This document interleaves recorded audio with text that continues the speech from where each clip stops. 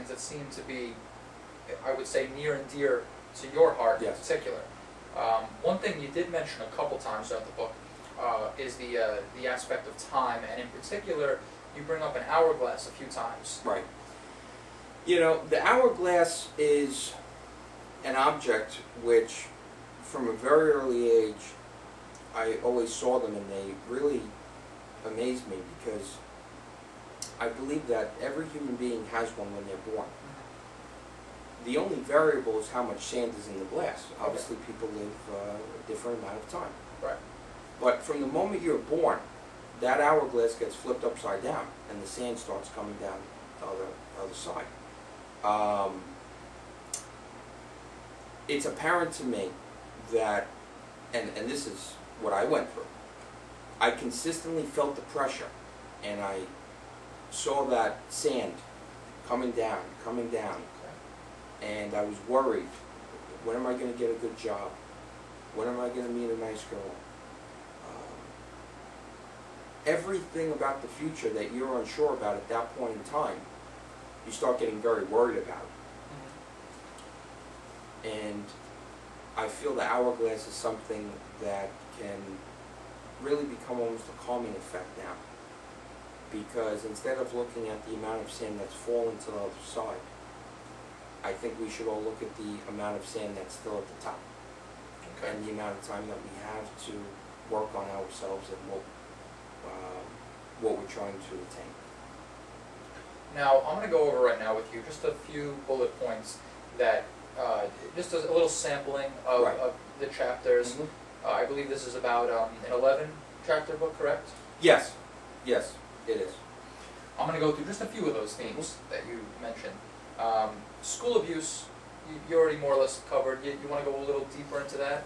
You know, school abuse is something that has always been really minimalized. Almost people feel it's a rite of passage through high school. That, you know, hazing and whatnot? Hazing, yeah. That, you know, kids are going to get picked on and they're going to get made fun of and things like that. And I stand before you today to make you aware of the fact that this is not anything to be looked at in a regard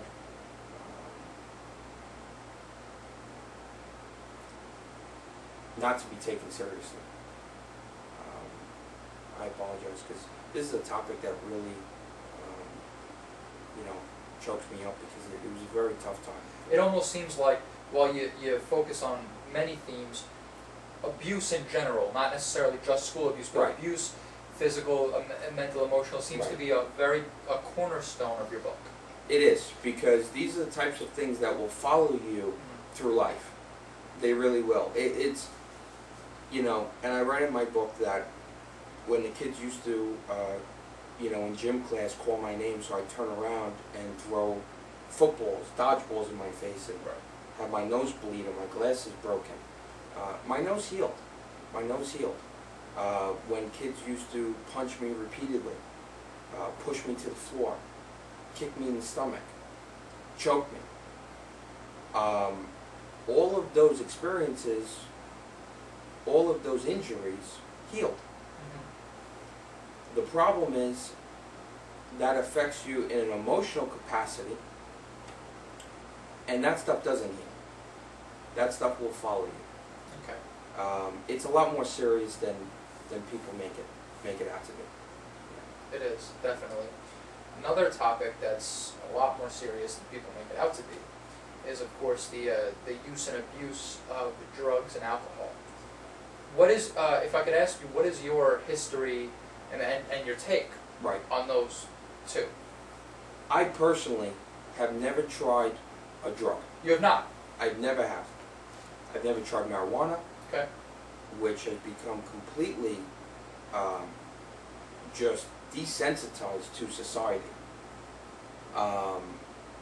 which is absolutely ridiculous. Alcohol, have I had a drink when I was 21? Absolutely, without a doubt. What I really focus on, and I want to make a note of this, is underage drinking. Okay. Because you do not have the maturity level or the physical ability to know your limits, which causes violence, rapes, drunk driving accidents, and in conjunction with that, sometimes death. And, well, obviously, it's high school, 11th grade, 12th grade, where kids, a lot of times they get their license. Correct. And that's also the age where people are partying, so the two kind of come at the same time. Yeah. Yeah. And that's definitely no good. Absolutely.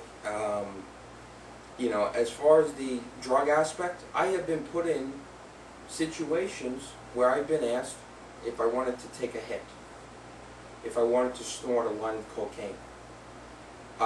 So, peer pressure is in existence, but it should not be used as an excuse to go forward with these types of dangerous behavior. I want you to know, Brian, I'm smiling, I'm laughing right now. Not at anything in particular that you said, but because I remember from the book, as you mentioned, the times that you have been asked to partake in those Yes. activities. You actually put a couple very telling and actually, funny, I'm laughing, Right. Instances in the book, which we won't go into now. You have to read the book, but they're pretty funny. A couple of accounts that you have about Yes. people Yes. pressuring you. There's always ways to get out of those situations.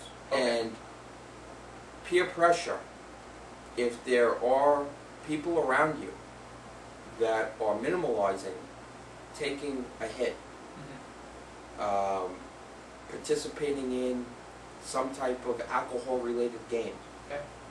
you need to distance yourself from those people. As an underage person who doesn't really